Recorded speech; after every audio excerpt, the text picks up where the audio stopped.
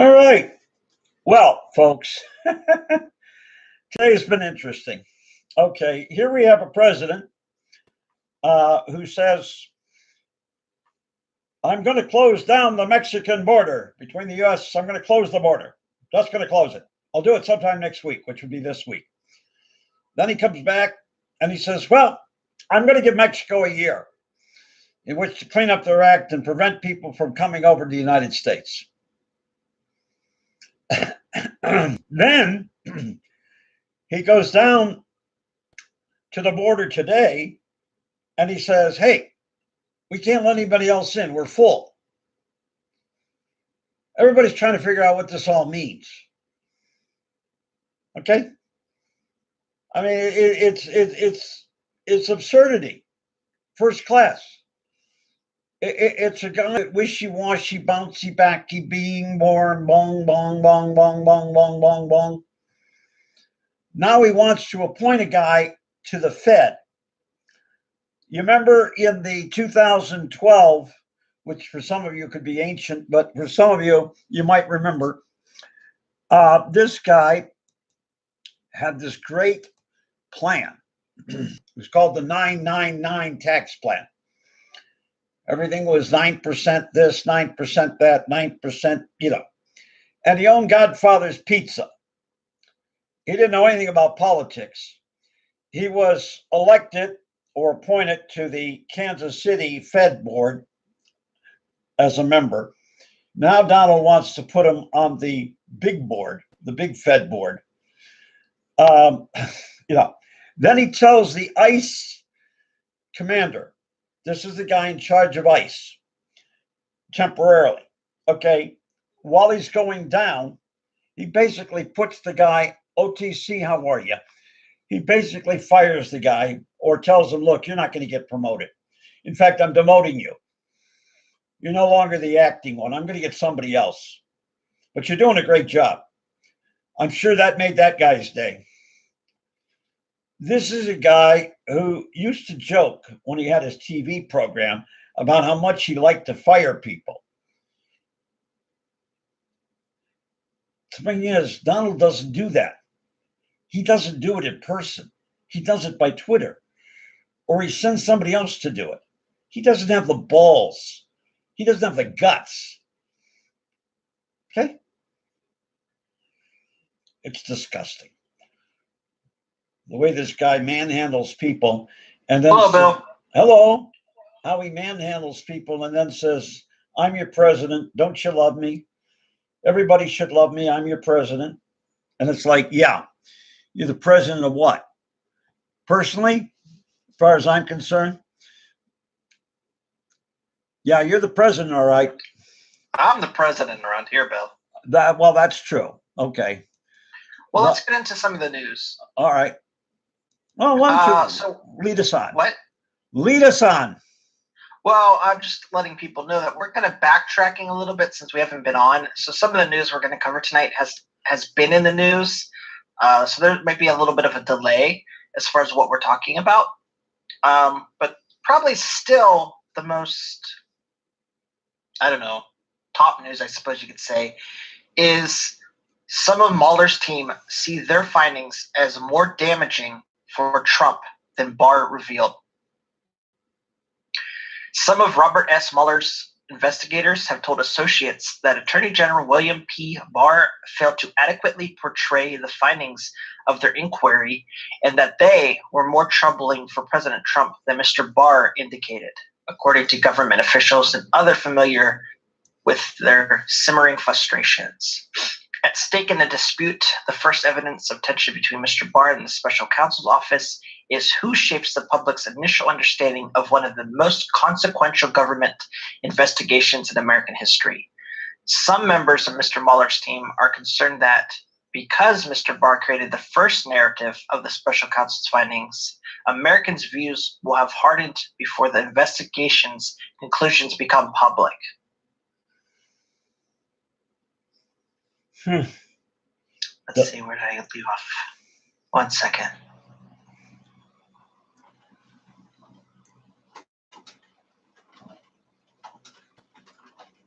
Let's see. Okay, there we go. Sorry, Bill.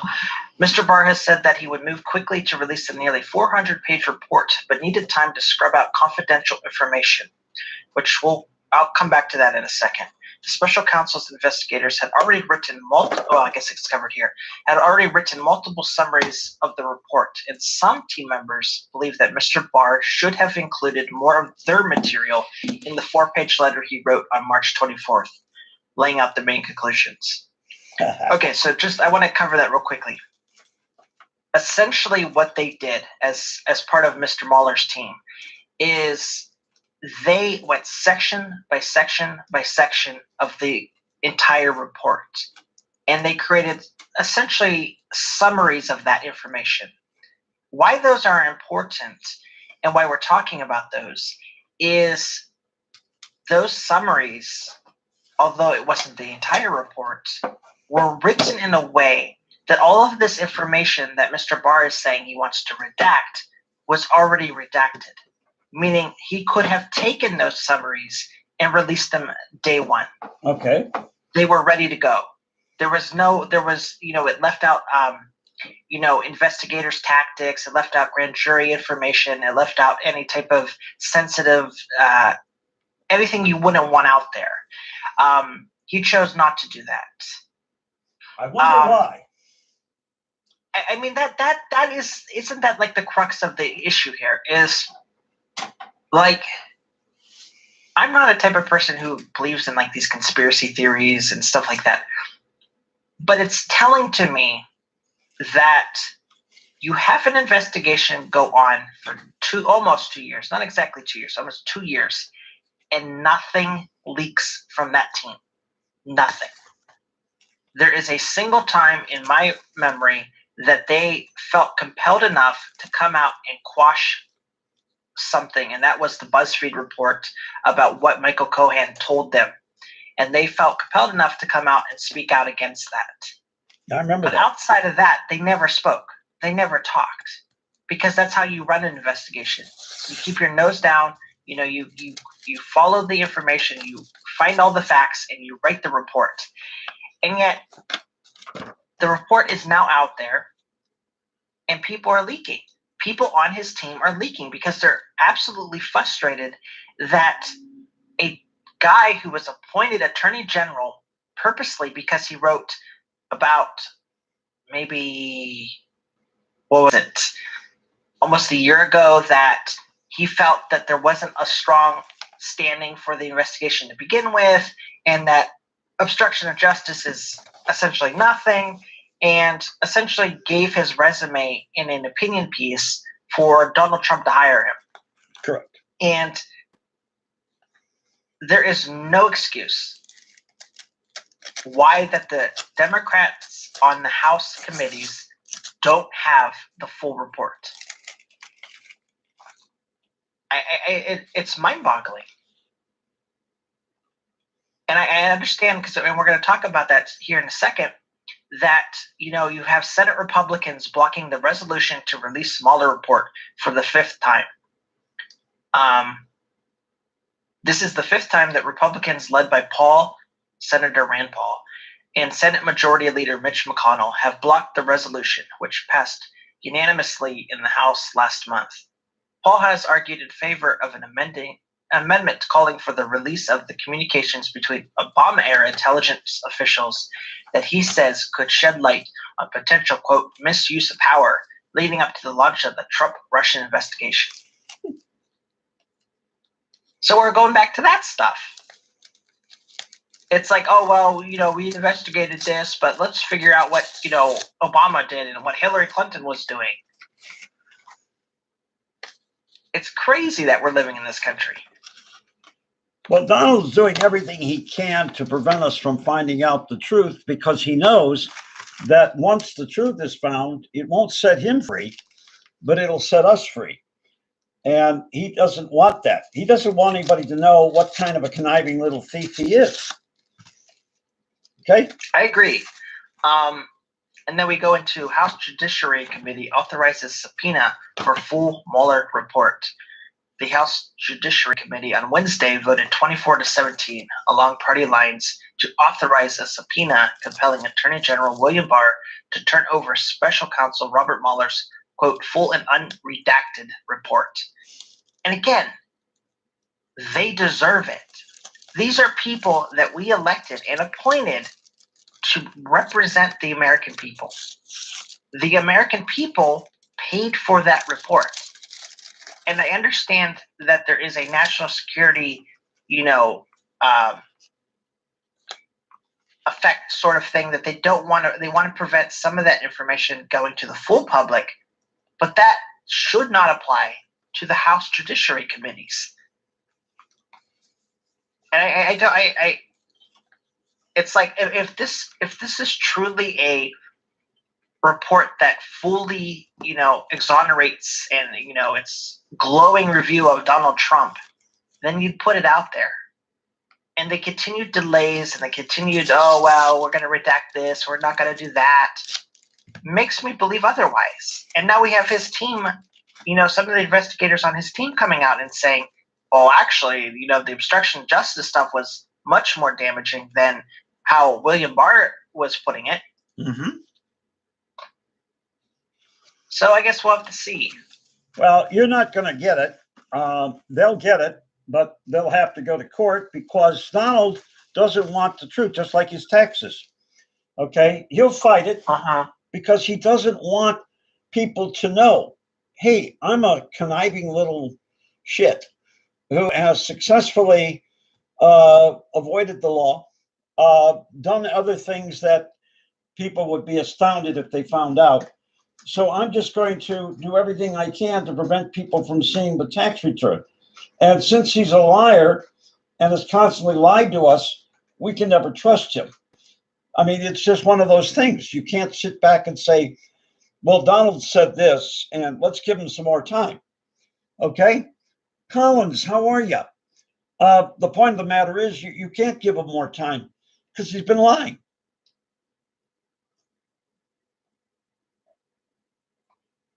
And he'll continue to lie because that's his nature.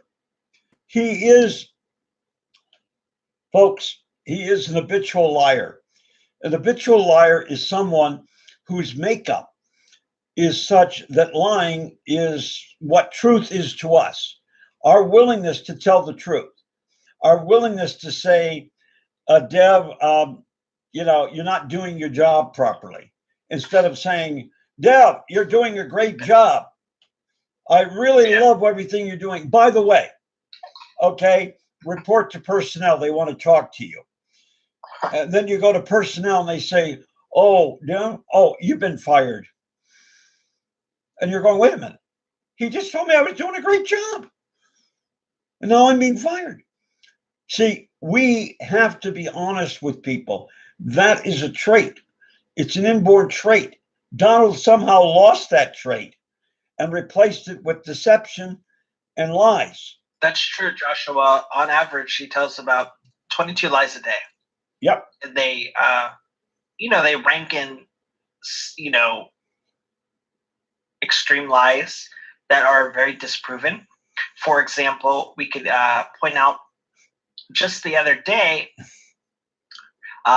certified moron Donald Trump thinks wind turbines cause cancer. And this is his quote. They say the noise causes cancer, the president remarked of the turbines at the National Republican Congressional Committee fundraiser in Washington, D.C. If you have a windmill anywhere near your house, congratulations. Your house just went down 75% in value.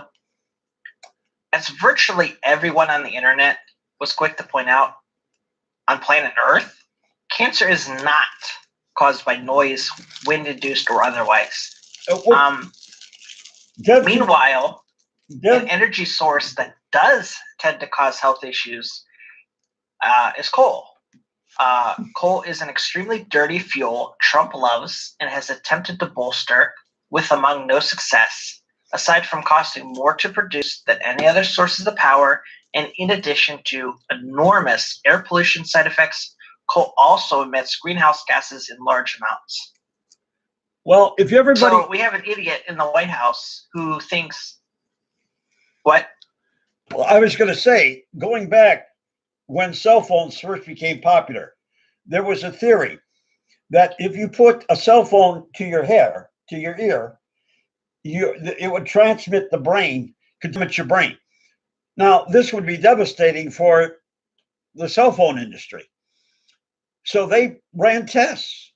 Professionals came in, uh, people that were experts in cancer, and said, no, there's not enough radiation coming from your cell phone to create any damage. And that was before cell phones actually had speakers built in. So you had to put it up to your ear. All right. Same thing. A bogus statement with no foundation, but could actually destroy an industry. And Donald, is now saying to everybody this and that. And it's like, where do you come up with these ideas? And I have a theory. He does it. Well, I can tell you the theory, All or right. I can tell you the truth. All right. What is the truth? So the reason when he talks about things like energy efficient things and climate change and stuff like this is over in Scotland, he opened a golf course up. And he fought with them for many, many years, many legal battles over the fact that they wanted to put wind turbines near the golf course. And he insisted for a whole bunch of bullshit reasons, such as, it would kill all the birds, they would cause cancer, it would devalue properties, etc. And that's the reality. That is where that is rooted from, is his insistence that Scotland not put any type of wind turbines near his golfing property.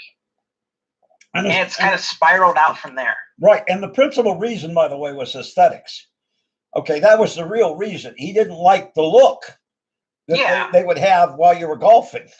Okay, let alone what they would do and their usefulness. By the way, that golf course has been losing money every year because the Scottish, the town he's in, they hate him. Okay, they hate him. And a lot of people in Scotland don't go to his golf course. Okay, they just have abandoned it, and it's costing a fortune. He even told the Scottish government that in order to get permits and everything, he was going to build townhouses. The only thing that's been built is a clubhouse. It's the only thing he's built. He's never fulfilled his promises.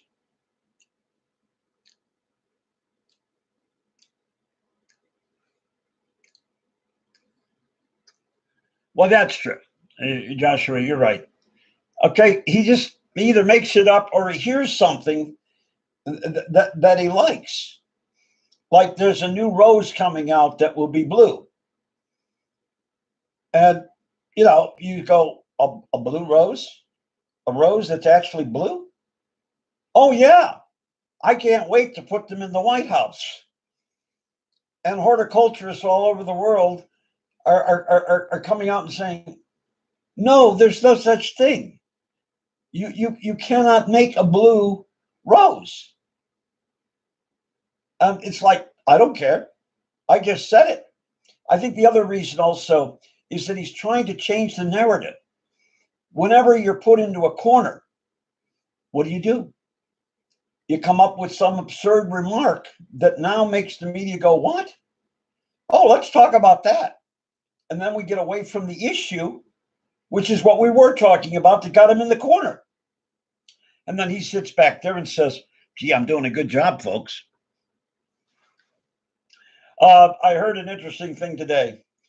They are considering putting a veil over the Statue of Liberty, a big, big veil. Now, the administration says that it's being done for renovation, but it's not. It seems that Lady Liberty has been crying since this afternoon when he said, we're full. And her teardrops are so large, okay, that they can crush people. So they're putting this veil up so that we don't see her crying. Thank you, Donald, for disgracing America again and making us absurd in the world.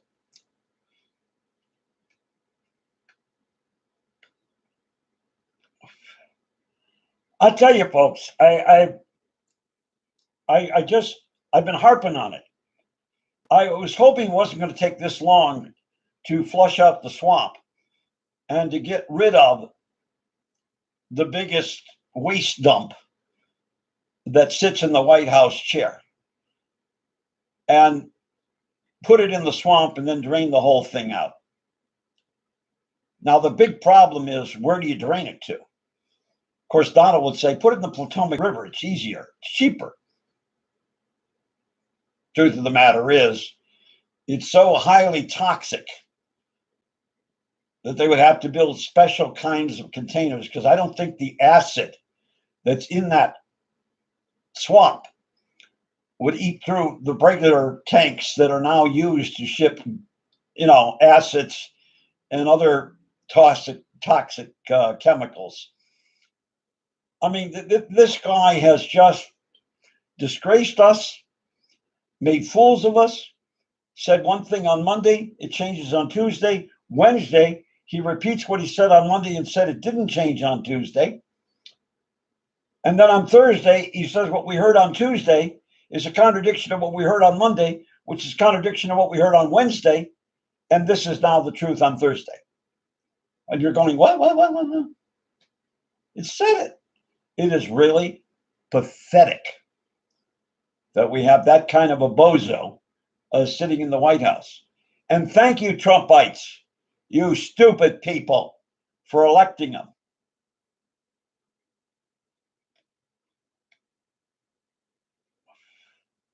I don't know what you did to us and why we deserved it. But don't worry, folks, it will change. Maybe. Yes, it will. I believe in God. Well, I believe in God's justice.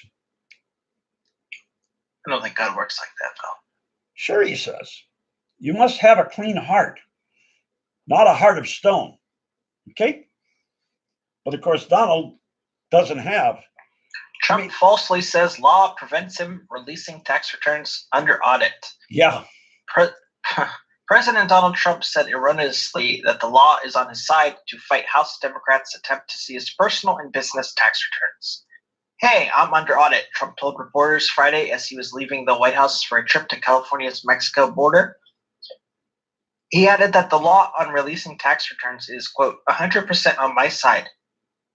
Trump has long insisted that the reason he won't voluntarily release his tax returns is because he is under audit by the IRS. No law bars a filer from releasing tax returns that are being audited. Sitting presidents and vice presidents are annually audited by the IRS, but Trump claimed he was under audit for years before he was elected. House Ways and Means Chairman Richard Neal asked the IRS on Wednesday to release 6 years' worth of Trump's personal and business tax returns, setting a 1924 law that gives Neal, along with other heads of the congressional tax committees, the authority to request the tax returns of any filer. The law says the Treasury Secretary shall hand over those documents upon request. Very true. By the way, the Democrats, apparently Ohio Representative Tim Ryan now announces a 2020 bid. All I can think of is the Democratic Party is becoming a summer swimming pool. And everybody's diving in. And then you've got people like Biden who are, just putting their toes in and going, it's not the right temperature yet. Okay, not the right temperature yet.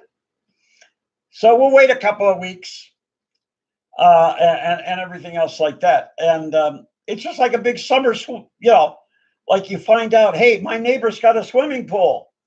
So everybody says, hey, let's go over and see your neighbor. And the neighbor's looking and saying, who are you people? Where are you people coming from? And they go, oh, well, we're friends of John Doe. Well, yeah, he's my neighbor. But who are you? Well, it doesn't matter. We're a friend of John Doe's. And you got a swimming pool. And it's kind of like funny. I don't understand why Tim Ryan announced. I really don't. He's a moderate Midwestern Democrat. He only flipped, from being pro-life to pro-choice back in 2015. And as recent as 2017 in NRA funding. So it's like I don't understand the rationale between like some of the other candidates that are already declared and running and his decision to come in. Well, your dog disagrees with you. Okay, he just said no. He understands it because this guy is like anybody else. He's saying, hey, there's a party going on. I might as well join. The worst thing that can happen is nobody cares. And I'm not going to stop representing Ohio. I got a good job, so if this thing fails, hey, so what? Yeah, but Bill, the frustration comes with, that's why I applaud Sherrod Brown, is he saw it and he saw an opportunity to run, but he decided against it because he realized the more important sort of office that he needed to run for was Senate and to stay in the Senate. Yeah. I think if Tim Ryan wanted a different job, he should have run for governor of Ohio, not president. That's true. Tim Ryan has no national, like, nobody knows who he is. He's a moderate at best. He hasn't really done anything for this area, truth be told. Oh my gosh, you're saying that he's not done anything? How dare you say that? Our representatives are always representing us and serving our needs. It's kind of frustrating, but it seems like every single time something happens in this area, like GM closing the plant or whatever it may be, that he is just at the tail end of the event is finally heard from, and he comes out swinging. And it's like, well, what have you been doing? I just think there's enough people running. I really do. And the worry is that, like, and yes, you'll see people dropping off as time progresses and it get a smaller field. But the one worry I have is the debates start in June. And I worry that there'll be so many people on the stage that it'll be hard to focus on one candidate, plans and agenda. And it's just going to be a repeat of what happened with the Republicans, is perhaps the best candidate to be president wasn't elected because, it became a three-ring circus. Yeah, because he became the bully is the one that won. Because he's the one that went going little Mikey and weak Jeb, and calling everybody. Okay. And, and he became the bully. Now, I think that Biden, if he would run, see, the one thing I worry about, Biden is like 76 or 77 or even 70. That's the issue. Yeah. Could he survive 4 years without natural death? Okay. I wonder. But anyhow, here nor there, if he were to run and end up being the Democratic candidate, he wouldn't hesitate to tell Donald, you're full of shit, shut up. Okay? Just like Pelosi. Donald hasn't been attacking her because she would just go right back at him and say, shut up. I don't care whether you're the president or not. Shut up. You don't know what you're talking about. Or what are you talking about? Pelosi. Nancy Pelosi. Oh. Speaker of the House. She. What about her? I'm saying that Donald hasn't attacked her. Donald hasn't given her. Yeah, he's not attacked. There's a few people he's not attacked. Right, because he knows that he's got a match there. Someone that'll tell him to shut up. Someone that'll tell him, look, I don't care what you say. We're going to do this. Okay? And he doesn't like. Speaking of today, the House filed a lawsuit against his border wall. And by the way, did you notice today when he was down there, they showed the plaque that was put up a year ago in which Donald Trump is taking credit. And what he did is they didn't add new wall. They were replacing wall that was already there in 2009 and raising it in height. That's all that's been done. Now, he says that within 2 years, they will put up 400 miles of wall or fencing or whatever you want to call it. And I was just like laughing my ass off. There's another absurd statement made by a president who has no idea what he's talking about. Okay? No idea. And you know what I feel sorry for? Towns like El Paso, like Calatex, Calamex, because these people have great friendships with Mexicans and Mexicans with Americans. There's great love. That's their twin city. Of course, Donald screwed their name up, but that was okay because probably nobody told them how to pronounce it. Now, you would also think that a president who was going to war against Mexico might take a course in Babel. Of course, if you told him that, he'd go, Babel? I do that all the time. Why do I need to take a course in how to babble? I do it all the time. Until somebody would say, no, Mr. President, that is a language program. You can take Babel and learn a foreign language in a short period of time. Oh, I thought that was what I did all the time, was babble. So maybe you should learn a little Spanish. Okay. But again, you wouldn't expect Donald to do something that would actually make people like him, except for his base, where if he spoke in Spanish, they wouldn't understand anything he was saying anyhow. And they don't understand anything he's saying right now. All they do is they're sheep. They just follow him and go, oh, yeah, sure, Donald. That sounds good to us.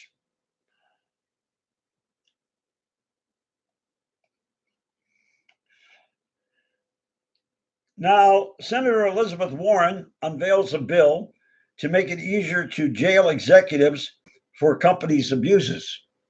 Now, do we know of any companies that have done things that have been abusive? Well, we know Donald's done a few in his company.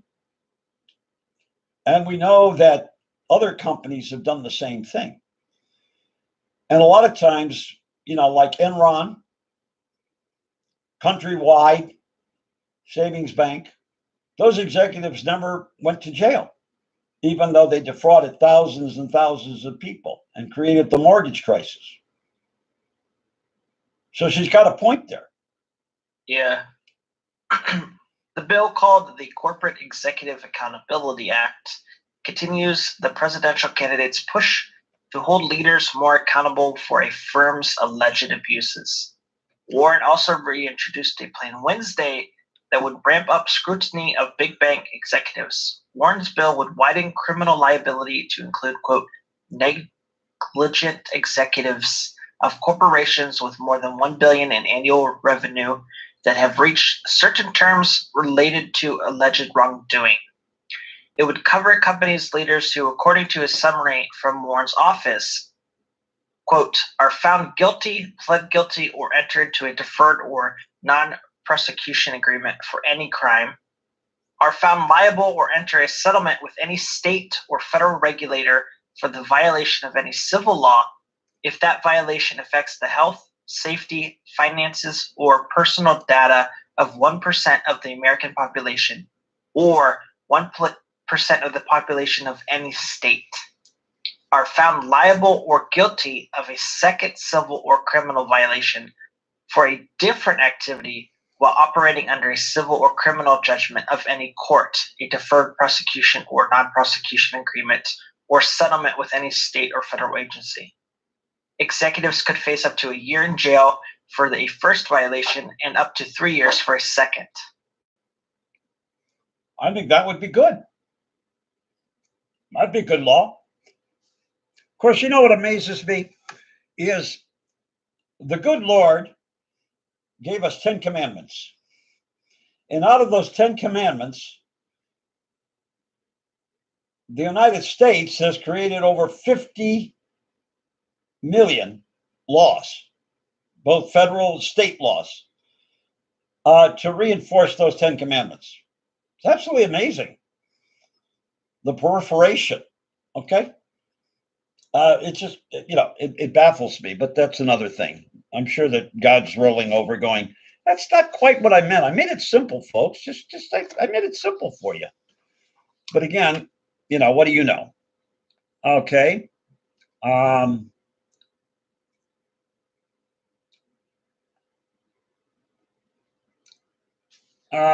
Schiff says that Mueller is going to eventually come in front of their committee. That's inevitable. And I think that'll be good.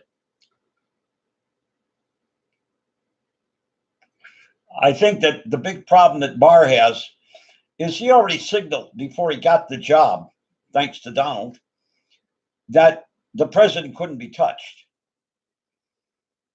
That's how he got his job. And as a result of that, he's basically saying, in other words, you either have to use the 25th Amendment or you have to impeach the president. Okay? And the point of the matter is that Barr, took the report, sanitized it to what he wanted the president to hear. And even when he sanitized it, he still left the clause out. There was no collusion, but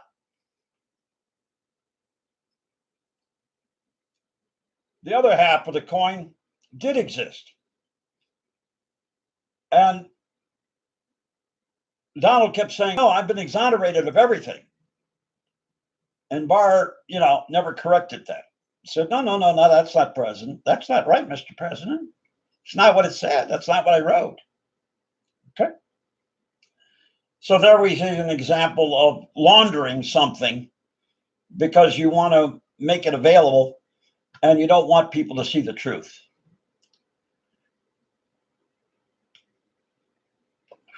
And I seriously wonder when this whole thing is done, whether or not Mueller and Barr will still be close friends. They might be, because I know of situations where a prosecutor and a defendant attorney for the defense in a big murder case, after the case is settled, convictions or whatever, they're still friends. Okay, because they're going to have to try other cases and they're going to be facing the same prosecutor. So they'll go out and have lunch or dinner and things like that. Okay? Yeah. So maybe that's the reason. See what else we got here. Talked about that. We talked about that.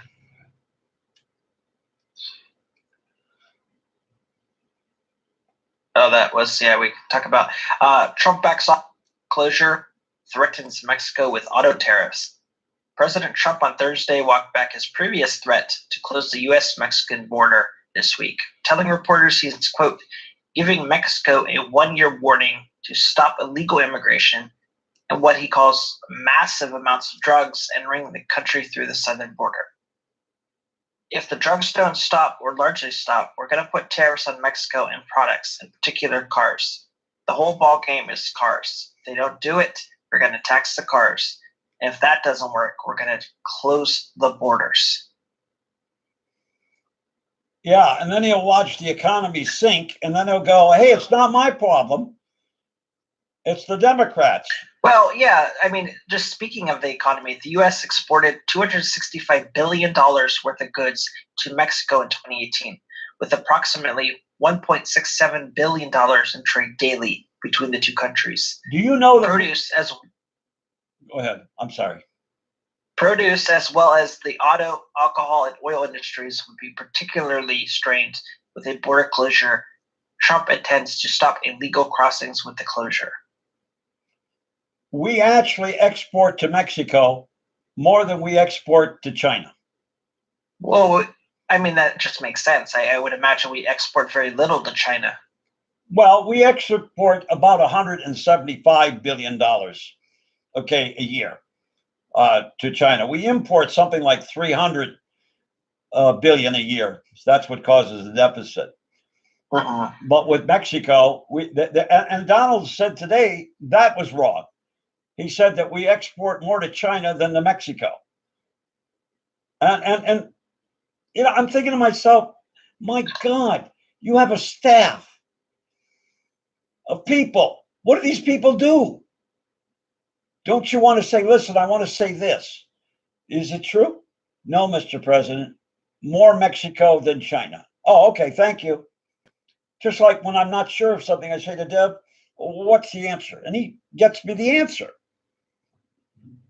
I mean, it amazes me that this guy gives out innocent information because he's not prepared. Here's a totally unprepared individual, and it's. Hey, you got a text. Yes.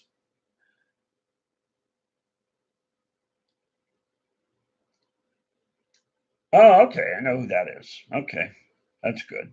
I don't know who's still watching us, but I have an interesting question I could answer, and then I'll obviously answer myself.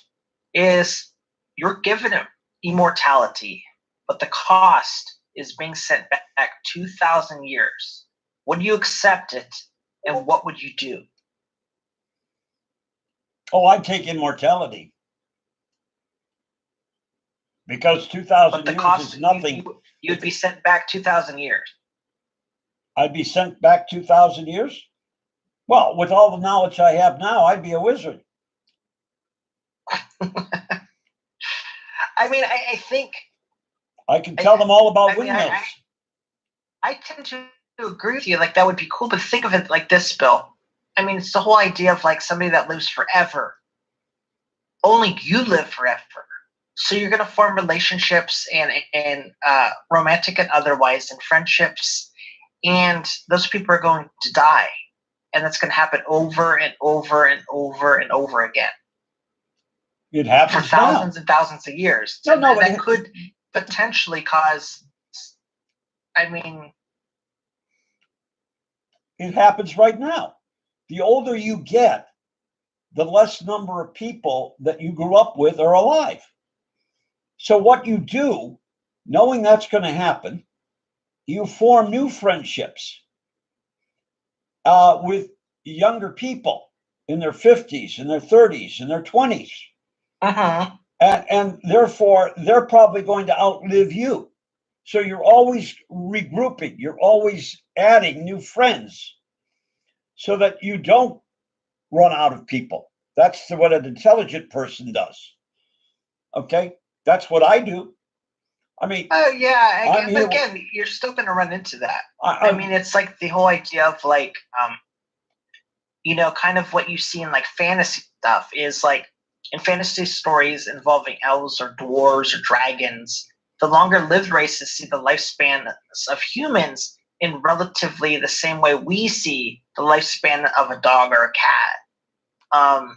They live many times longer than we do, so they may also see the time moving by more quickly or more slowly than we do. I mean, if you're immortal, you're going to live from 2,000 years in the past up until the end of the universe. And that time frame and how it reacts in your brain is going to be differently than you see it now. Well, and I could see potential there for, if you had that, a lot of people going insane. Well, here's the thing, though, Dev. It's going to happen to you. Okay, if you've lived a good life, you'll spend eternity in heaven. Eternity, never ending. And if you're bad, you'll spend an eternity in the coal mines, whichever. And then you'll probably be down there with Donald telling you, look, I told you I'd make you prosperous. See all this coal that I got for you? We'll never run out of coal in hell. Keep the furnaces going. The point of the matter is it's a concept that we cannot imagine. But we do have in the Psalms, which are the songs of David, and other scriptural passage that tells us that to God, 1,000 years is but a grain of sand. In other words, God doesn't determine time as we do. So, therefore, when we think of 1,000 years, a 1,000-year war. We think of all the people that have lived in that war. To God, it was just a moment. And it ended. The other thing is that it's difficult for us as humans to imagine true happiness. See, we know what happiness is. When you were a kid, hey, we're going to go and get some ice cream. Oh, wonderful. Or your birthday's coming up. Or Christmas is coming. Or we're going to go to Disneyland. Or something else is happening and you're getting all excited. I remember when I was very young, I could not sleep the night before the first day of camp. I was so excited about going to day camp. I couldn't sleep. I kept waking up, wondering if it was time yet. And at 5 a.m, I'm sitting in my room and my father knocks on my door to, make sure I'm up. And there I'm sitting on the bed, fully dressed, ready to go. And he says, how long have you been up? I said, since 5 o'clock. He says, boy, you're anxious. I said, yes, I am. So I know what it means to be joyful. I just can't imagine being in that state of mind forever. It's not comprehensible, but I'm certainly not against it. I look forward to it. And well, yeah, but like I guess think of it like this, Bill. Your language that you use now would be incomprehensible. The clothes that you wear now wouldn't exist. You wouldn't see them. You would have info on things that don't exist yet. I mean, how do you know can claim to be whatever you want, and chances are they're going to be baffled by it. Well, no, wait a minute. Hold on. We know that angels, which are God's messengers, we know that they are sent from time to time in an earthly form. We know that. And I'll give you an example. A friend of mine applied for a bank loan, and it was kind of a shaky thing. And they sent him a whole bunch of forms. He showed them to me, about 20 different forms. They wanted bank statements. They wanted his life history. Uh-huh. And he became overwhelmed by it. And so we took 3 days putting it together. All of a sudden, he gets a call from the bank. Your loan has been approved. He never sent the forms in. Now, how did the loan get approved if they needed all these forms? I'll guarantee you that somebody, some angel, was dressed up as a loan officer and said, I'll take care of this. Okay? Simply looked at it, knew the circumstances, knew that this man really needed the loan, that he was good for it, and simply processed it and said, okay. And magically, the forms all appeared filled out correctly and everything else like that. I do believe that God helps people. We talk about the classic movie.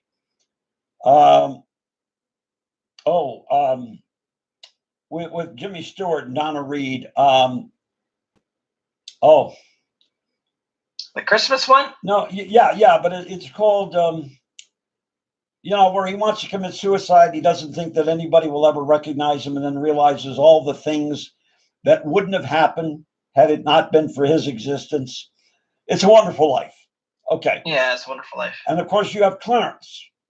Now, I honestly believe, and I may be wrong, that not everybody that dies is a perfect angel. I think that with time, they're developed into better angels. Okay. And they're still pure.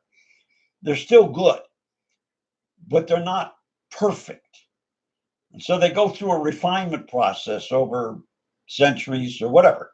So the idea of Clarence not getting his wings, okay, doesn't come to me theologically as a warped thought. Okay? Because I can see God saying, well, we need time. Clarence has got to prove himself. And so he's sent on this mission. And of course, when he's done, he earns his wings. It's just something that we can't imagine in our own mind. But I look forward to it. But I'm always saying each night, and I'll be honest with you, when I say my prayers at night, I say, God, if it's your will, give me another day. And then when I wake up in the morning, I go, thank you, God. Gave me another day. Now, how many is he going to give me? I want to live to 100 or better. That's what I want. And I want to be in fairly good health. But I'll take whatever I'm given. But the point of the matter is it's not that I'm afraid of death. No, you can take me anytime you want, Lord. While I'm broadcasting, while I'm in my sleep, doesn't matter to me. Shh. All right. I love your dog. He agrees with me. You see, he says, look, I agree with Bill. It doesn't matter when you do it, Lord. You see, he believes in God. He believes in dog heaven. I think the other thing is this. I'm wondering when you get to heaven, will you look around and say, hey, where's Uncle Mike? Oh, well, Uncle Mike didn't make it. Well, I knew he was corrupt, but was he that bad? And even our Lord said, I wish no one, okay, to not get to heaven. What you're always looking for in everybody is what's in the heart. That's something that God can see. We can't see into somebody's heart. We don't know what the last thought of a person is. We don't know that, but God does. So we may be surprised that there will be people. I don't think that hell is fire and brimstone, eternal torture. I think the torture is the frustration of never seeing God. It's like being the silver medalist behind the gold medalist. You just weren't good enough to get the gold medal. So I don't think the people who don't get God or don't see God, we would call that hell. But that's the hell of never being able to be with God, never see God, to be frustrated in a way. Now, maybe I'm absolutely wrong. I don't know. When I get there, I'll be sure to ask him. Okay, and say, by the way, but I can also imagine things like this. Albert Einstein dies. And he looks and he goes, Lord, I was a great mathematician.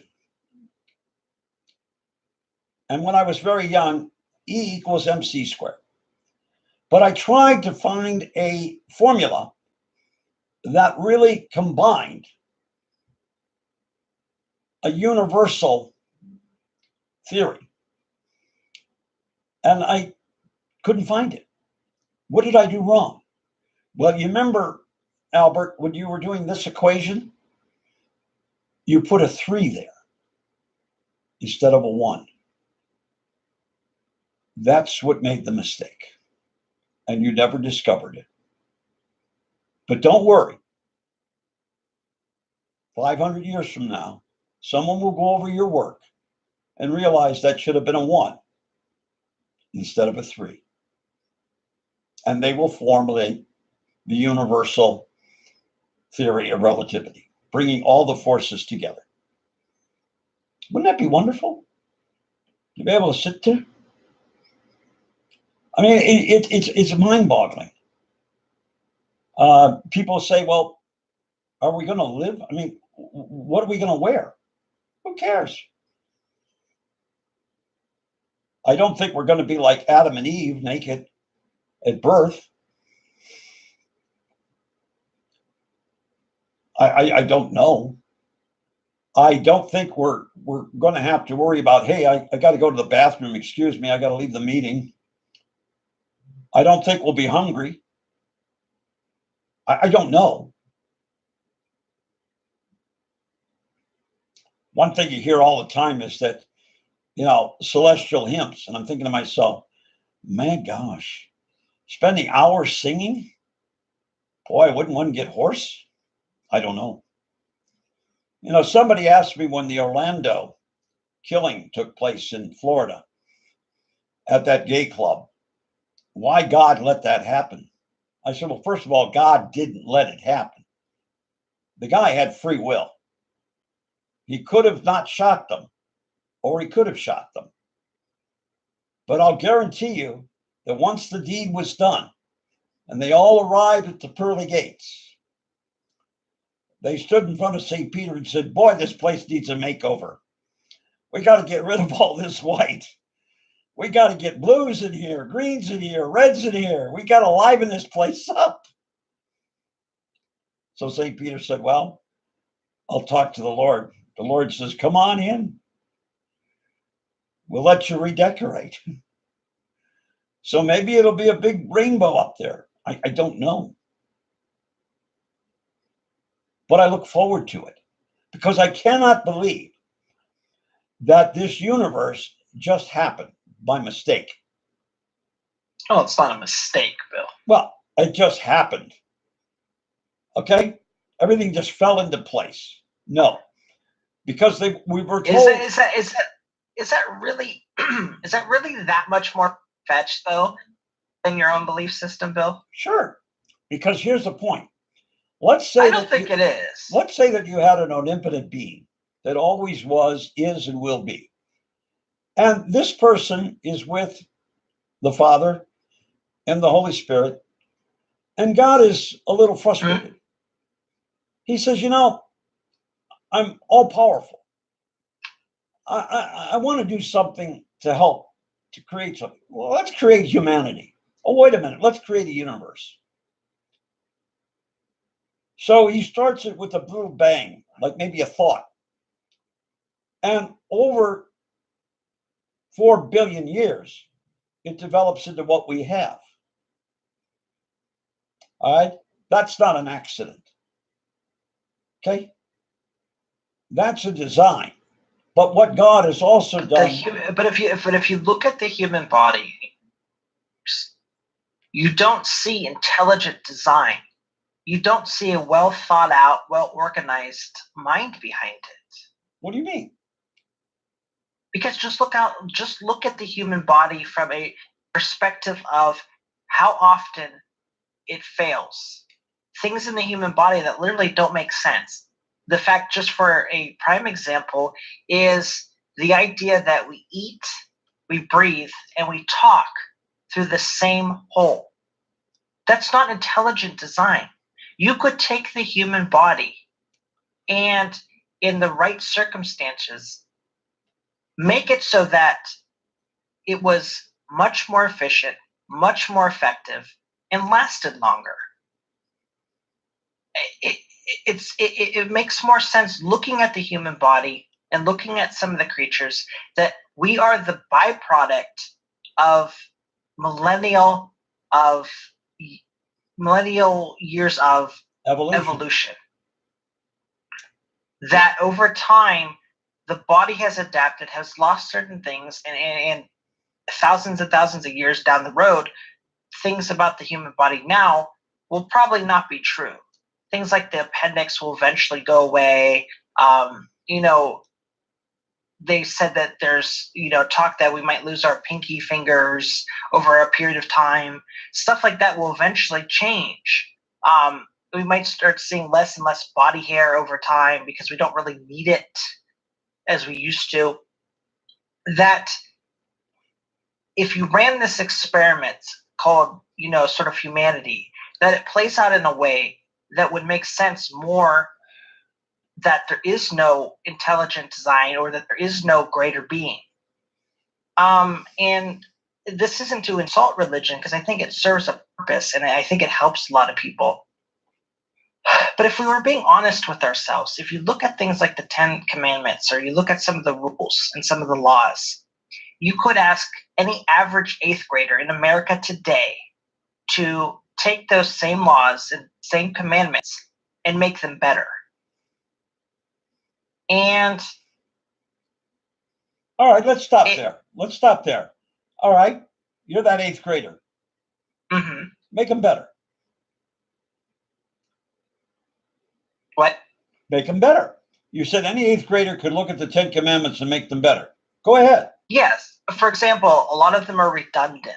Like a lot what? of them don't make sense in perspective of the fact that, like, if you're this all-powerful, all-knowing, all-being creator, you're putting things in there that don't make sense. Like, for example, let me just break them down for you. Yeah. I'll bring them up real quick, because I honestly don't remember all of them offhand. Okay, so for example, this constant, like, I am the Lord thy God, thou shalt not have the strength for me, thou shalt not take the name of the Lord in vain, remember the holy Sabbath day. Yeah. Those to me are not attributes of a higher being. Why? Those to me are attributes of a person making a higher being. Because a higher being wouldn't care about that stuff, Bill. You mean a higher being wouldn't want people to worship them? The omnipotent God wouldn't want people to worship them? I wouldn't. And I'm just a mere human. That's because you're human. But God even says, okay, that I shall not have false gods before me. He went against the Israelites for making the molded calf. In other words, look, I'm your God. You worship me. You don't worship these idols. Okay? I'm number one. I created you. I'm looking out for you. But again, it gets back to that. Why would somebody that knows everything, is everything, care? Because they're a loving father. Why would a loving father work? But as a loving father, you don't raise your children to sit there and praise you constantly. You don't? You don't do that. That's not how you raise a child. Wait a minute. You raise them in a way that gives them the best understanding of the world they live in, and that they are respectful of the community and the people that inhabit it. Not to praise you or to honor you. Oh, wait a second. Oh, so we don't have Mother's Day. We don't have Father's Day. We don't have Grandfather Day. People I've never said. When I was growing up, my father, who was a lawyer, told me, oh, am I praising my father for telling me not to drink alone? Because that can lead to alcoholism? So what do you mean? I'm praising my father every now and then. My human father. Okay? Because he taught me certain values. So why wouldn't I praise him? Why wouldn't I bring his name up? Just because he's dead? I say, oh, I don't remember my dad.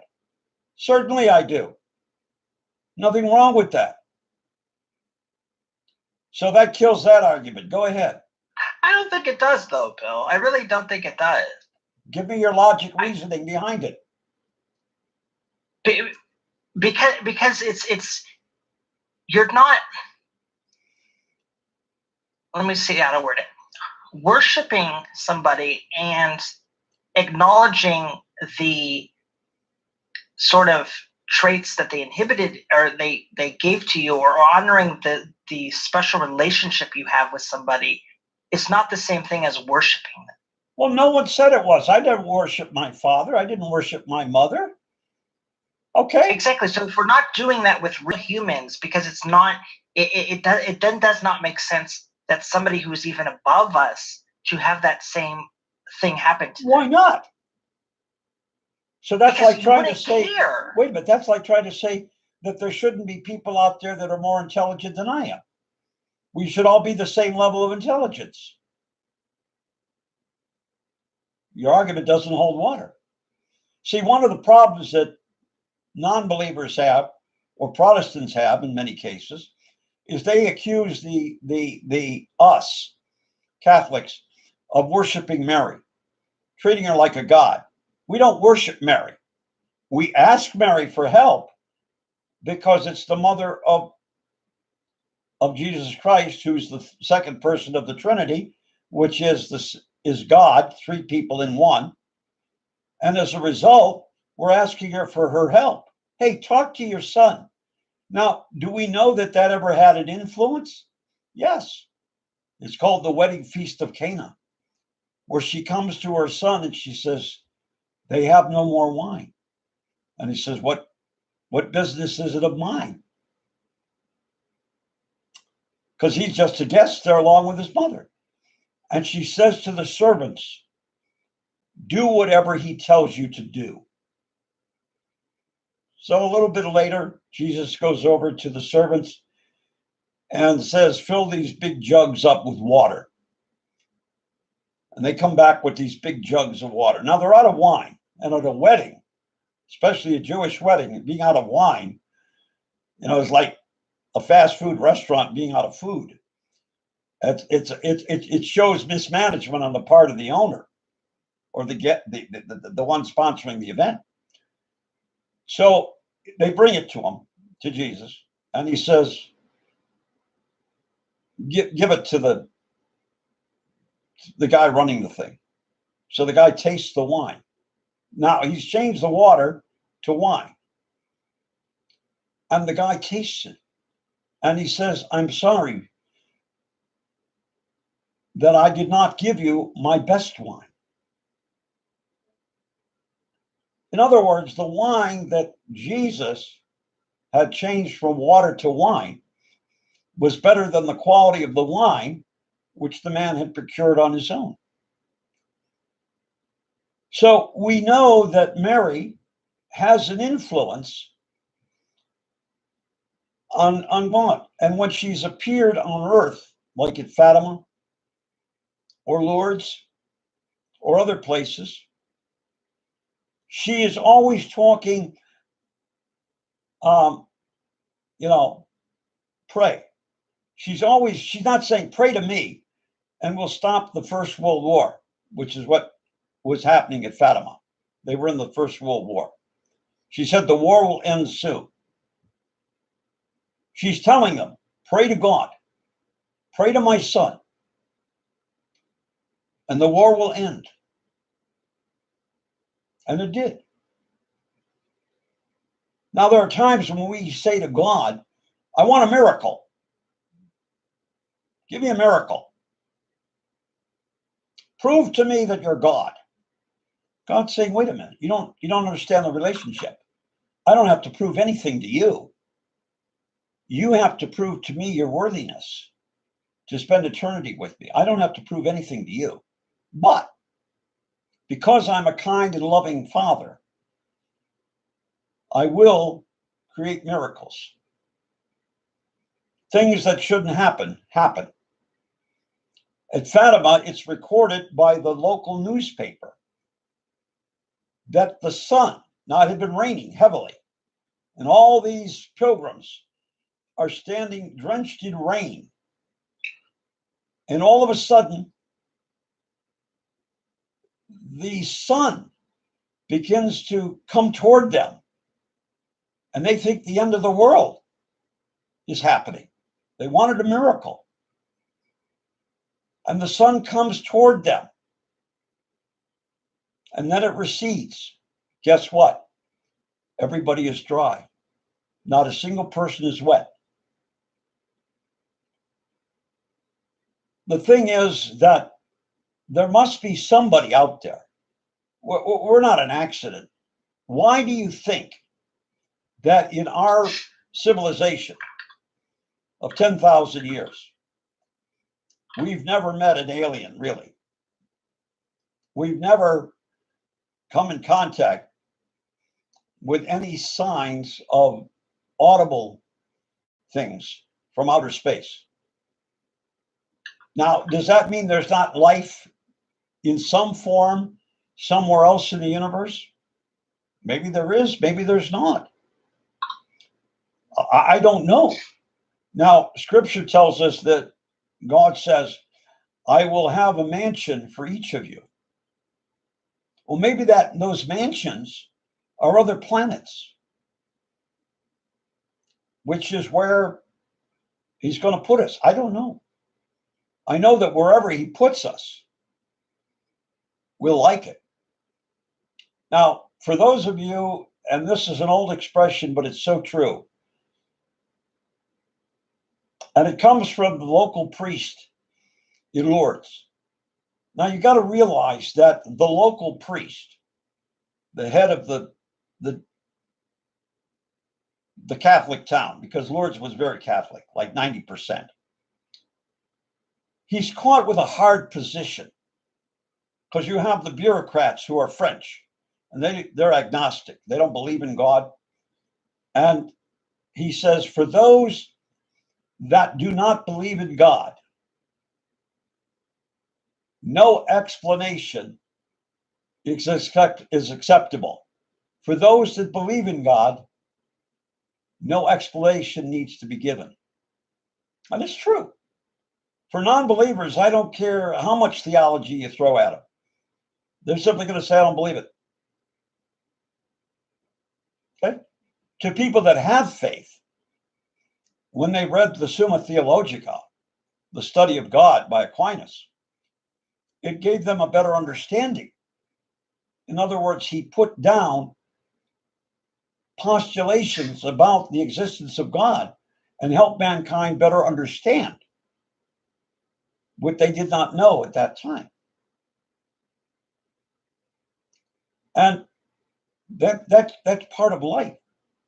And I still say that if in your heart, at that moment of death, if in your heart you go, I don't know,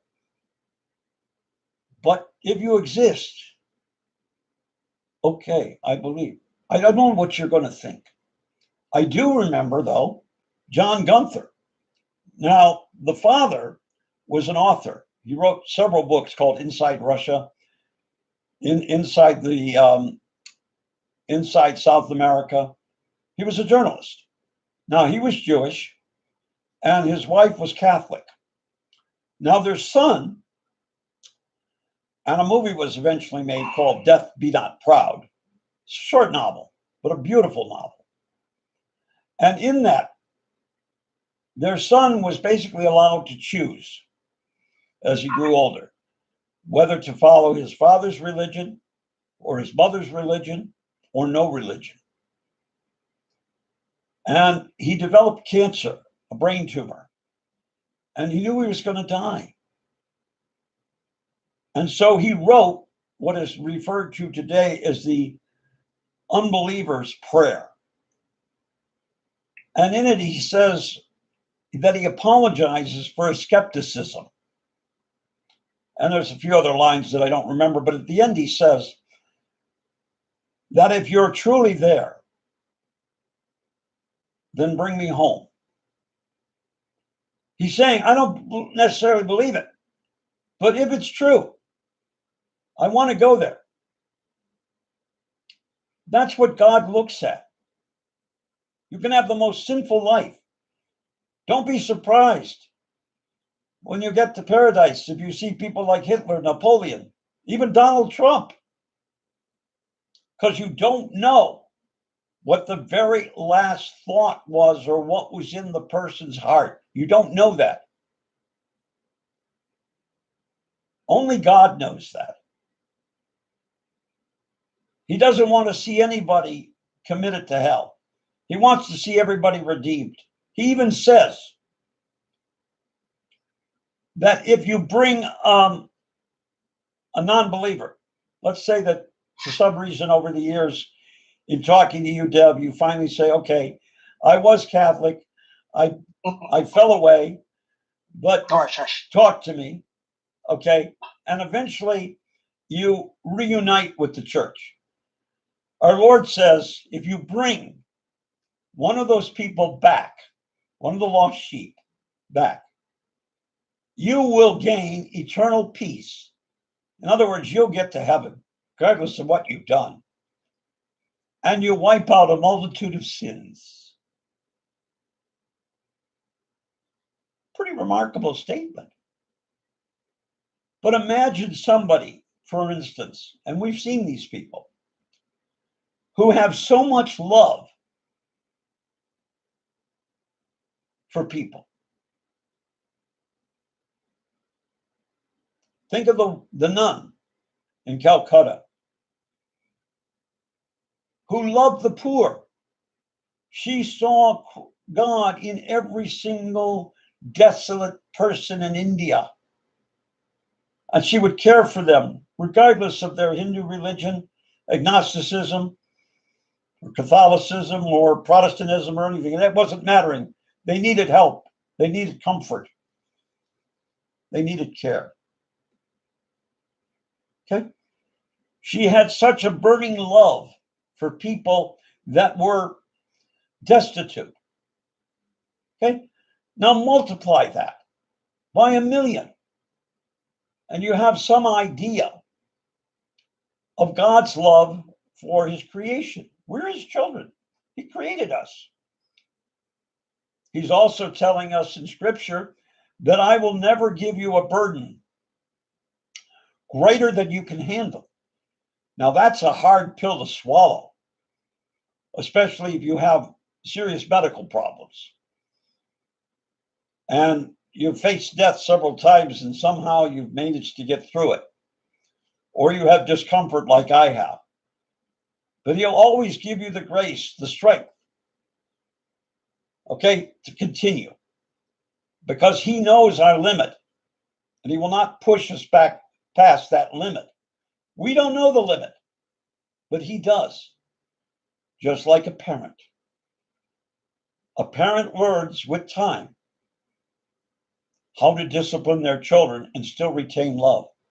And by the way, you said something before about God, if he's a great designer, did a terrible job on the body. Well, think about it. He gave us 2 ears. How many people are deaf in one ear but can hear in the other? Okay, Thomas Edison. How many people are blind in one eye but can see in the other? We need robot eyes, Bill. How many of us have 2 livers? How many times have they taken a liver from somebody and transplanted it into somebody else so they can live while not killing the person? Well, no, you don't get 2 livers, Bill. Well, now how can you give somebody? Because so when you get a liver transplant from a live donor, Yeah, who stays alive, you usually see it with older people giving to younger people. The liver is one of the organs in the human body that can, to a certain extent, regenerate. So you give them a portion of your liver, they transplant that into the recipient. That liver then sort of regenerates itself, and the person who gave their portion of liver also has their liver regenerate. It's a risky procedure, obviously, any transplant is, but you also need, one, the donor has to be a very healthy individual with a very healthy liver, so that you don't take that portion of the liver away and give it to somebody and then end up hurting the donor. All right, let me make an apology here. I shouldn't have used liver because that was wrong. We only have one liver. Kidney. We have 2 kidneys.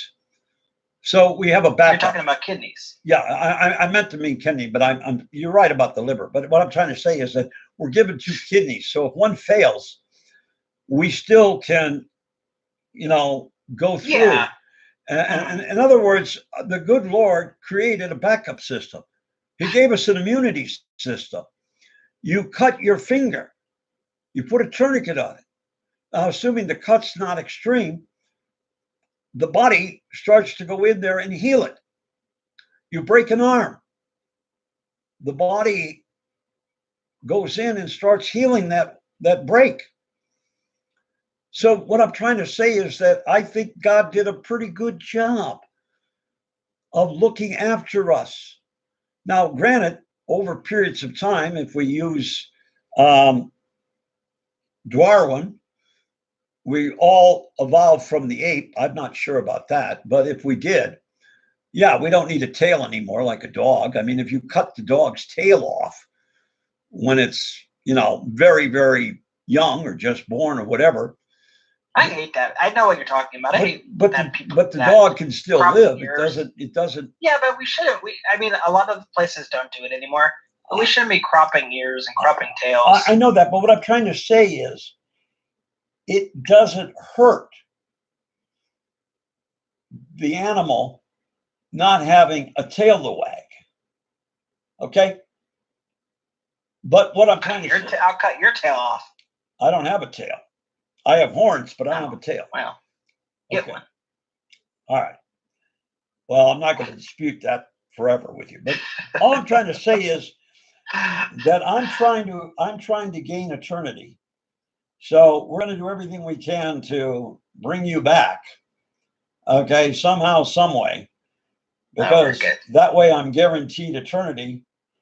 Okay, and a multitude of sins, and I'll be there when you finally find the way back.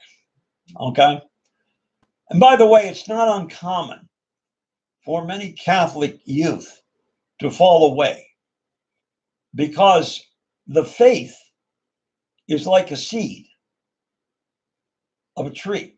If you don't water it or you stop watering it and you're in an arid area, it's eventually going to die.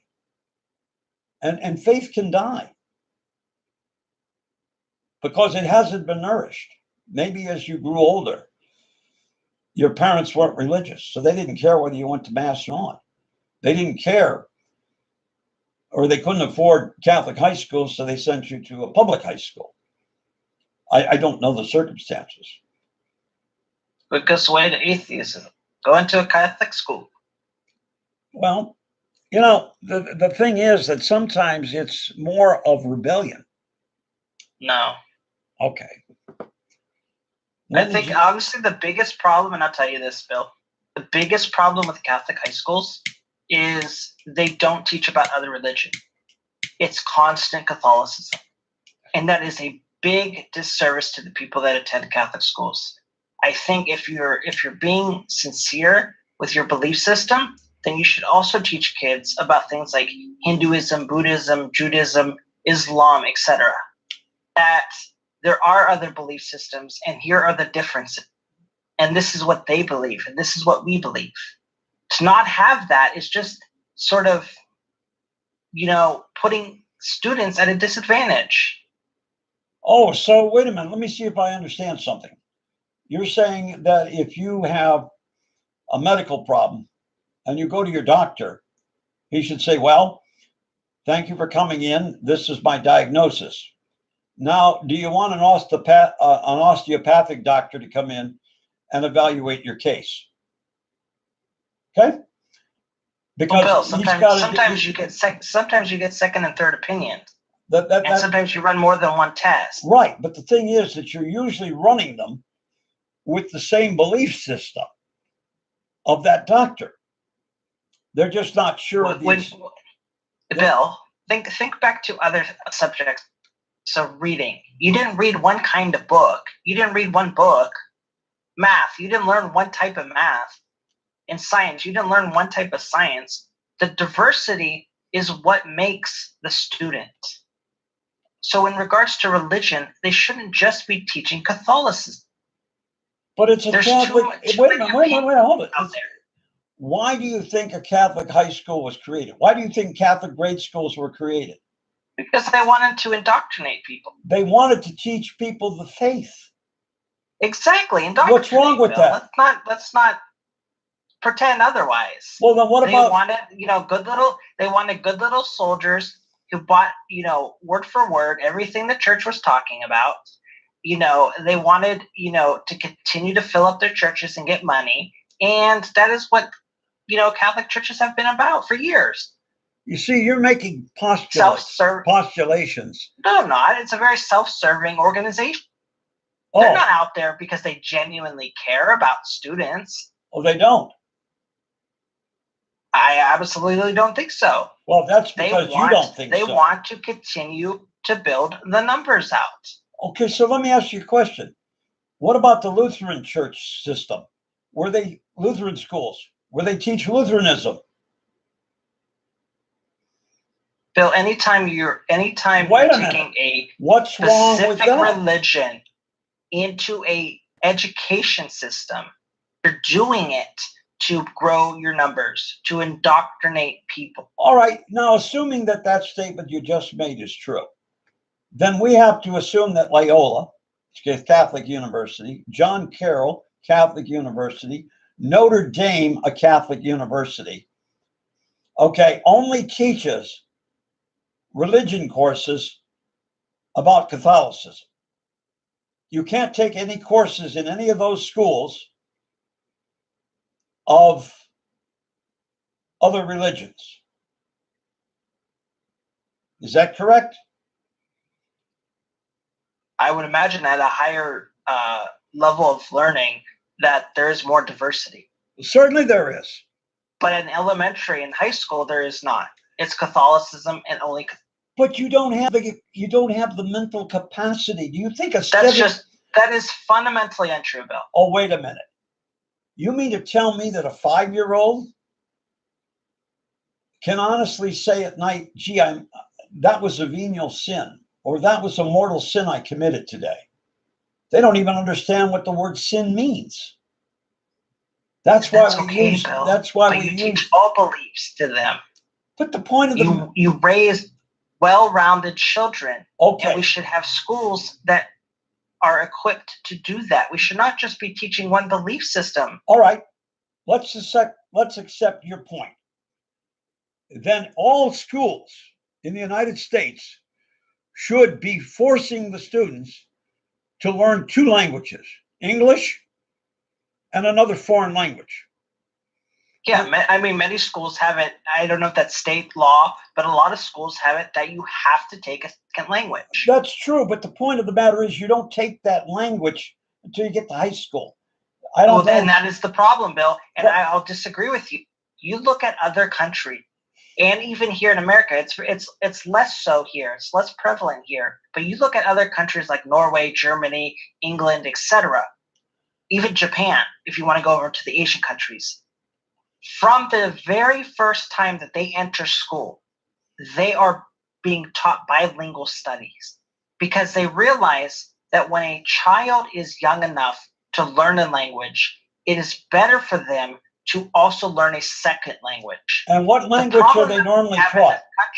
The problem we have in this country is we do wait till high school. What is the brain is already equipped into learning a single language and thinking in a single language. The best outcomes are children who are raised in families that are constantly bilingual, that you're thinking and learning in 2 languages. That's what the statistics show.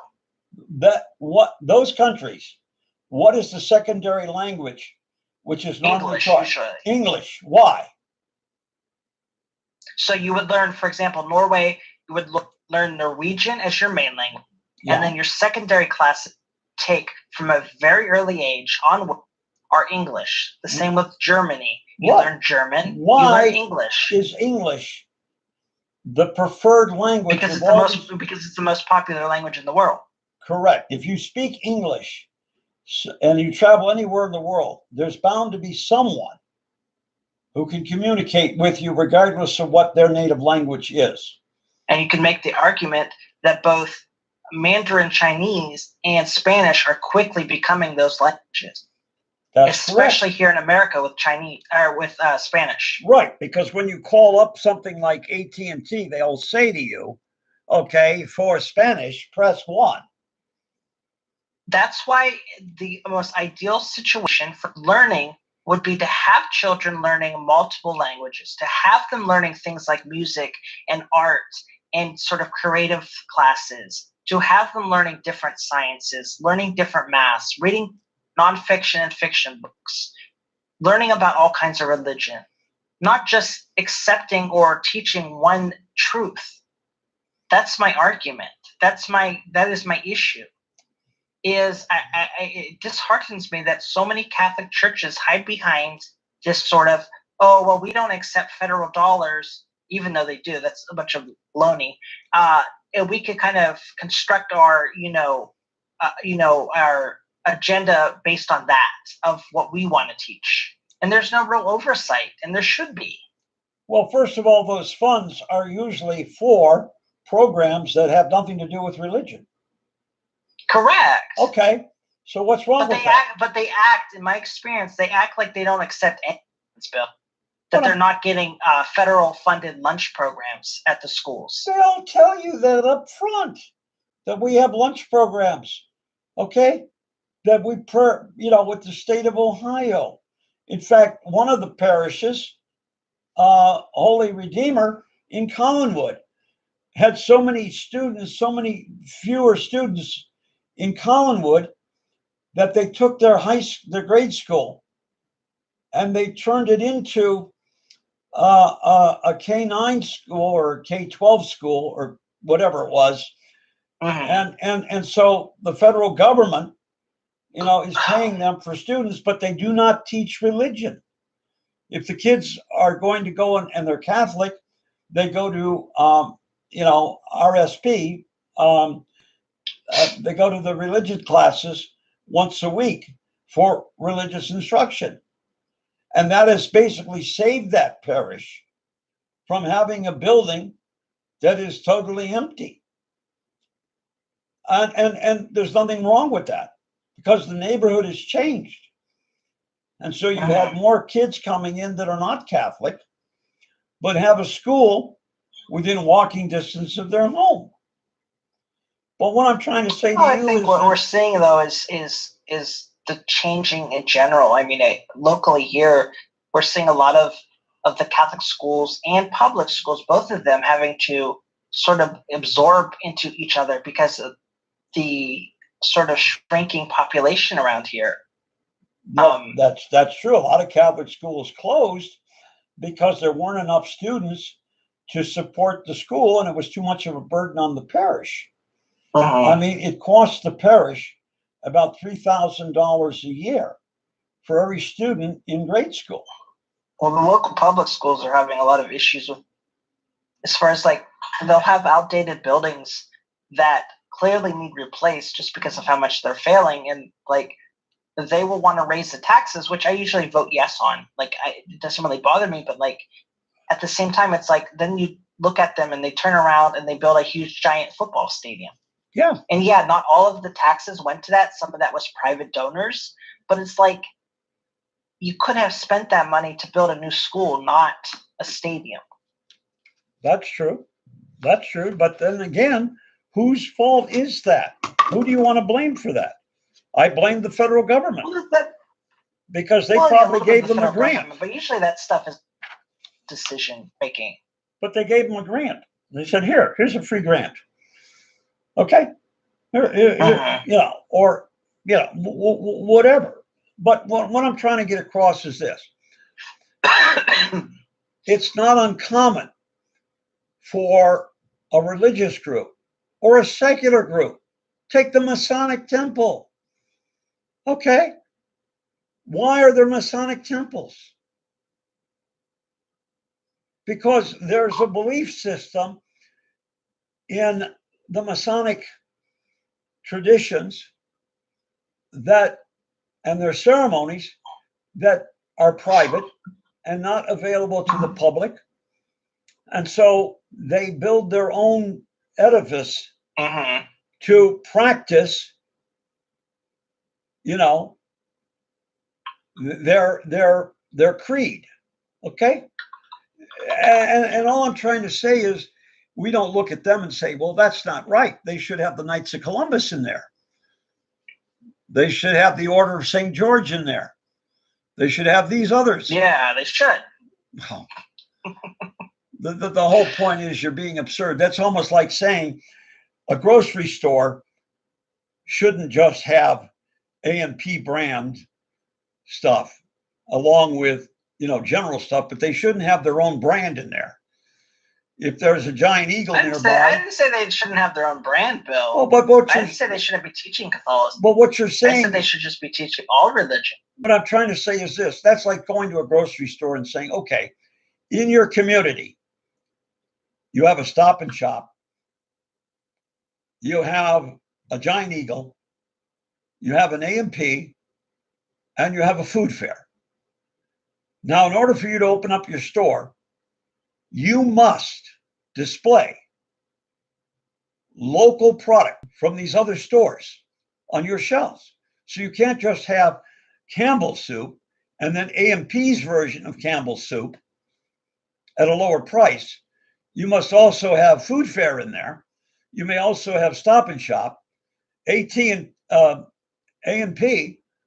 because it's a grocery store. Now, would that make any sense? Okay, but Bill, that's what you're saying. That's what you're saying. Why do you think that is true in some communities of where the Catholic high school or the Catholic elementary school is essentially the single option as far as schooling, just for a number of reasons. That if you take your grocery store example, that do you really think that the customers of that grocery store be well served and well nourished if they only carried one brand?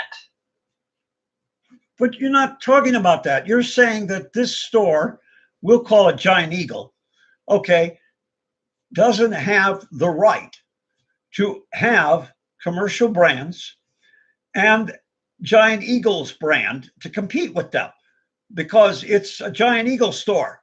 That's why they build it, to market their own products. Yes, but to be competitive. But that store has multiple brands in it for a reason. Why? Because that's for the best of the customers. That would be in the best of the customers, interests. All right. Okay. I mean, what I'm trying to say to you is this.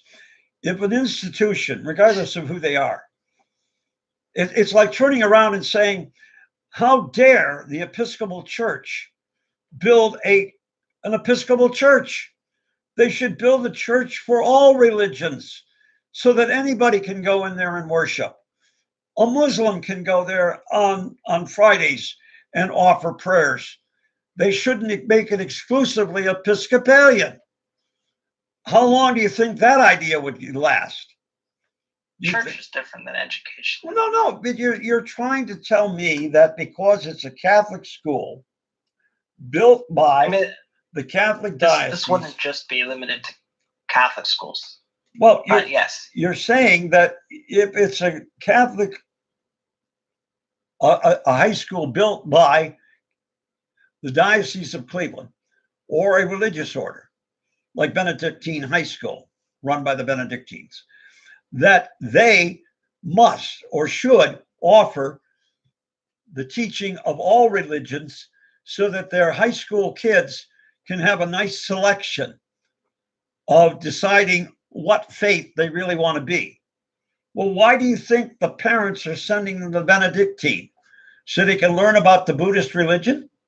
So they can learn about Methodist? It is in the best interest of students to have a well-rounded education. Yes, Bill. That is your opinion.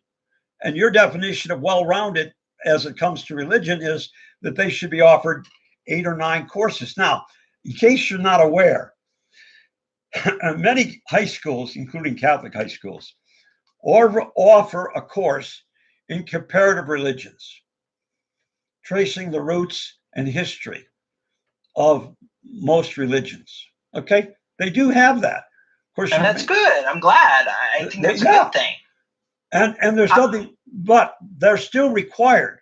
Just like if you take a Protestant and they go to a Catholic high school, they're not exempt from going to Mass. If they have a holy day or some special feast day like St. Benedict's, okay, the students are required to go there. Now, taking that example, I understand where you're coming from. If you go to UCLA, you can get a master's degree in divinity. But most of the reasons that these universities offer these degrees are for the Protestant faiths. Now, there may be a few universities out there with a great philosophy department. Mm-hmm. And as a result, a priest who's already ordained may be sent to one of these colleges like UCLA for philosophy training because they've already gone over the curriculum and the curriculum is not in conflict with Catholic faith, Catholic doctrine.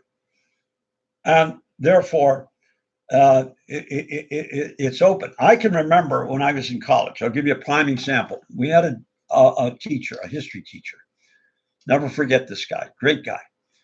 And we had a book called Here I Stand. It was the life of Martin Luther and the start of the Reformation. So I went to him afterwards and I said, would you allow me to have a class and teach some of the mistakes that are in that book? Because there are a lot of them. And he said that he would. So I gave it was a 2-hour course. I gave a 2-hour lecture on that book. Well, it was so well received that they wanted me to go on. So he gave me another day. And I pointed out that there were many errors in that book because it was written by a Lutheran minister, basically outlining everything of that Luther said.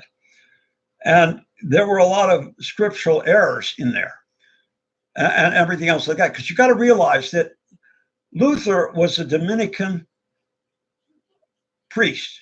He was a Catholic priest of the Dominican order. And as a result, when he saw certain inconsistencies, and he did see them, the abuse of indulgences. Now, an indulgence goes back to scripture, where Jesus says, whatever you loose on earth shall be loosed in heaven, whatever you bind on earth shall be bound in heaven. So it gave the church the authority to control certain things. So indulgences originally were a temporal remission of time in purgatory, the purification process. Well, over time, it got abused. It became a system of buying called usury. In other words, you could buy indulgences. And as a result, there was a big market. You wanted to raise money for a cathedral, you sold a lot of indulgences. And then, of course, with the Council of Trent, this was outlawed. But the point is that Luther saw this. But Luther went further. He started to deny, in some cases, the divinity of Jesus, saying that he was really a human with godlike abilities. But he questioned whether he was really God. So he was denying the Trinity. Then he went further and decided, look, I'm going to marry an ex-nun. So he breaks away, but he had a lot of people who liked what he was saying because the church at that time was the dominant force in their community. Whatever the church ruled, people did it. If they said no stores open on Sunday, no stores were open on Sunday. So they had great control of the people. And they liked Luther saying no. Okay, you could still support the Sabbath, but that doesn't mean total abstinence from any kind of work. And of course, today we know that paramedics, can work on Sunday. The point of the matter is, you don't suddenly say to a community that, let's say, is 95% Catholic, well, if you have a fire or you need a paramedic or you need a doctor, you can't have them because it's Sunday. The hospitals are closed. Nobody will come to work to take care of the patients because it's a Catholic hospital. No. So the church said, look, necessities is an exception to that rule. And as a result, you had that. Then Luther went on and said, I question whether or not the consecration in the Mass, where the wine and the unleavened bread is consecrated into the body and blood of Jesus Christ. He said, I don't believe that. It's still bread and it's still wine because that's the appearance it has. Well, the argument to that is very simple. If you take moisture out of the air and put it into a dehumidifier, what are you going to get? water. So it's going to change from a gas substance to a liquid. So just because it appears as a gas doesn't mean it can't change into something. But the scriptural basis is that Jesus instituted it. And we believe that Jesus is God. So if God said, take this bread and blessed it and said, this is my body, it became his body. He said it. Same thing with the wine. And Luther started breaking away more and more with Catholic theology because it didn't fit what he liked.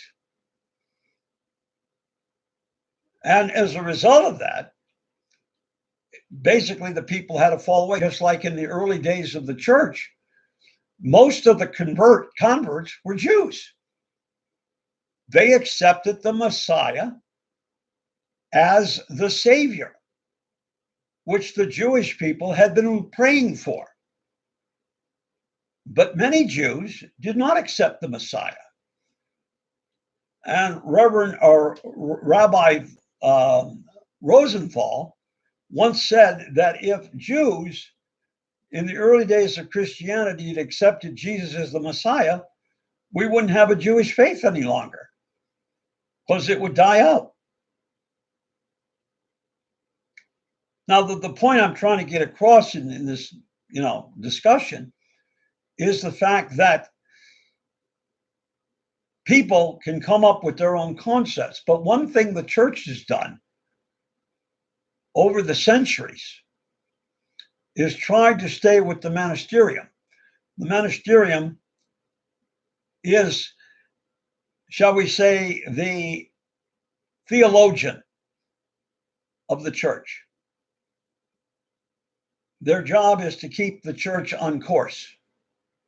But remember one thing, God, whether he was right or not, gave mankind free will, gave them the right to violate his laws. Oh, by the way, when you go to heaven and those angels that did not break away don't have free will. The fallen angels that follow Satan do not have free will. They were never given. Once God gave it to them once, and they had to choose. Once they had chosen, the right of free will, was taken away. Now imagine what would have happened if they had retained free will. Then an angel could come down. The guy is on his deathbed and simply use his will and say, okay, he's cured. Get up, go home. So God took that privilege away from them because it was no longer necessary. They had made their choice. The same thing will happen to us. We will lose free will. We won't need it.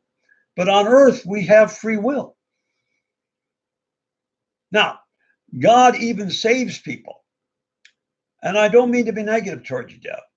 But I think that's a good place to end it. He saves people because he also holds the belief, and we hold the belief in theology, that if you honestly believe that God doesn't exist, you honestly believe your beliefs, you're honest about them, God will not hold that against you because that's not your fault. God is not a vengeance. But if you are wishy-washy, well, this week I'm Catholic, next week I'm Lutheran, then I'm a Methodist, then I'm Episcopalian, then I'm an atheist, then I'm a Mormon. He's saying, what are you? Okay? Because one question that I asked as a college student was, what about the Jews? The Jews were not baptized. And Jesus says, unless ye be baptized in the name of the Father and the Son and the Holy Spirit, you cannot enter into the kingdom of heaven. So what about all these Jewish people? Faithful, practicing Jews who die. Where do they go? Well, you have what is referred to as several types of baptism. One, you have baptism by desire. In other words, I've led a good life. I've followed the Torah. I've followed the laws of God. So therefore, that's baptism by desire. I desire to be with God. I have followed his laws. I have practiced my religion faithfully. And therefore, there's redemption. If somebody is martyred, even modern day times, that's called baptism if they're not Catholic. Okay? Baptism by blood. In other words, they didn't have a choice. And in the early days of the church, that's frequently what happened. They would round people up, Christians and non-Christians, and they would put them in the arena.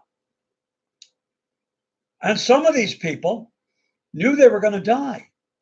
And they saw the Christians accepting this and looking forward to this death. And so there was baptism by desire. So these are all ideas that are rooted in theology, not things that I'm making up. They're all theological concepts and principles. Now, whether you agree with them or not is your right. But I have spent a great deal of time studying comparative religions. And what I find is every single one of them has done two things. One, they've created a book to support their theology. Mormons, the Book of Mormon. Mary Baker Eddy, Keys to the Scripture for Christian Scientists. Okay? Lutherans and most of the Protestant faiths, the King James Version of the Bible. The Jewish people is the Talmud, the first 5 books of the Old Testament, which is what is written in the scrolls that is in every temple. Okay? And every religion, and Muhammad, the Quran, every religion has developed a book to support their theology. But when you look at all of these, you realize that many of them come back from the early days of the church. They're breakaways. They didn't like something, so they broke away and they formed their own religious concept. So the question is this: is a Methodist who does not believe in real communion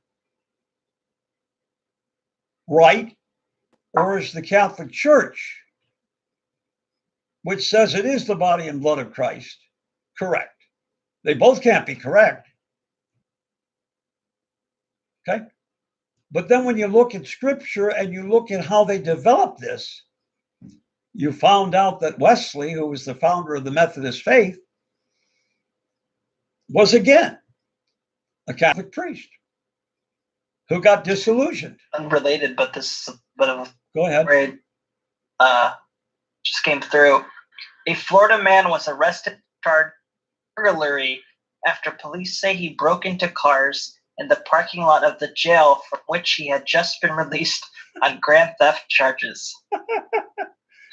Well, he's paying back his debt to society. Jesus. Oh, boy. I mean, imagine just getting out of jail and then breaking into the cars. Yeah. I mean, it sounds crazy, but look at that 23-year-old kid that tried to say he was a lost child. Oh, I did see that. That's so sad for that family. And you know, it was interesting. I sent a note to CNN. The reporter was calling it Medina for Medina. She was, and so I wrote them an email and said, "This is how you say it. It's Medina," and I spelled it out phonetically. And the next update she did, she said, "I apologize to the people in Medina, Ohio. I called it Medina. Okay, it's Medina, Ohio." Hey, nice job, Bill. Yeah. So you see, they do listen. Okay.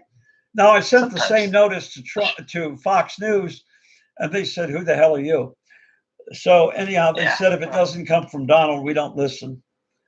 Well, that's a good discussion. Good place to end it for the night. When do you want to come back on next time? Monday? I think we should. I think maybe what we should do is, because of the low number, come on here maybe Wednesday nights, and then Okay. do Monday and Friday on YouTube. You mean? Until we can build this up. Yeah, that's true. We could do that. We could do maybe this once a week or something, and now every other time we want to go on. Yeah, because I have to take a day off. I'm just, Well, that would give you a lot of days off. Well, but I understand. It would give me Thursday, Tuesday. So what we could do. And then occasionally a Friday. Maybe we'll Saturday, do a bonus I don't know. show. Sunday was pretty good too. We could do maybe like Monday, Wednesday, Friday. Yeah. Is like Wednesday could be the YouTube day, and then Monday and Friday could be You Now. Although Friday's kind of a bad day, so we may want to do. I think we should do You Now on Monday and Friday, and then occasionally on Sunday, and I'll just announce it. Yeah, I like that. I'll just announce it. Drop Friday and do like Wednesday, Thursday, and Monday or something like that. Yeah, we could do something like that. But what I'm trying to, because I feel like Friday would be a bad day just because everybody's going to want to be out and doing things. Right, and as the summer months come, they're going to want to be at protest meetings against Donald Trump, and we don't want to disturb them from protesting. Okay, we encourage. All right. Okay, listen again to those of you that will watch the program in the future. I hope you found it informative. If you disagree, send us an email. Too bad. You can see it. Okay. And we're right there. Post your opinions and comments. Yeah. We welcome them and everything else like that. We thank the people that came here tonight, and tell your friends, because we do have a lot of people that watch the show later, which is good. Appreciate it. So until the next time, I will say my traditional piece. By the way, you like my camera setting now? Yeah, it's nice. Pretty well framed. Yeah, I'm also got something else before I leave. Okay. I bought this. Okay. This is an extender that I can put on the desk, and then it's got a flexible head, and you can put the camera on this end. Oh, so you got a higher view. So we're going to have to work with that. Yeah, we'll see that. You gotta find your.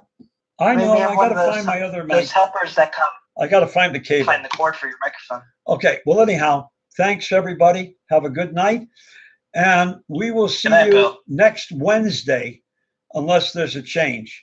But it'll be next Wednesday. So thank you very much. Good night. Good night. Good night.